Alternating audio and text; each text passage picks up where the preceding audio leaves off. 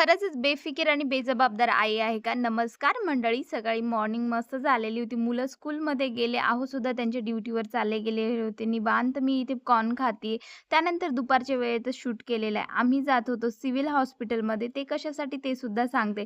तर बघा शेगावमधलं हे ना रेल्वे स्टेशन आहे. त्यानंतर विमान खूप नाराज दिसतोय ना तुम्हाला, तर त्याला ना कुत्र्यानी चावा घेतलेला होता. त्यामुळे आम्ही इथे हॉस्पिटलमध्ये आलेलो होतो सईबाई मोठेमध्ये. कुत्रा जर चावला असेल तर तुम्हाला रेबीजचं इंजेक्शन घ्यावंच लागतं, नाहीतर त्याच्यातून रेबीजसुद्धा होऊ शकतो. तर इथे ना आम्ही 3:30-4 वाजता त्याची स्कूल संपल्यानंतर हॉस्पिटलमध्ये आलेलो होतो. पण ना 4च्या दरम्यान तुम्हाला इंजेक्शन वगैरे मिळत नाही. कारण 10 ते 12 या वेळेमध्येच इंजेक्शन द्यावं लागतं म्हणे ते.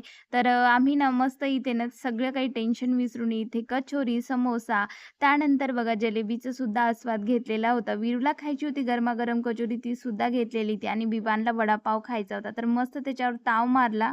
हॉस्पिटलमध्ये नेक्स्ट डे यायचं होतं इंजेक्शन घेण्यासाठी. त्यामुळे आम्ही मस्त इथे एन्जॉय करत होतो हा नाश्ता.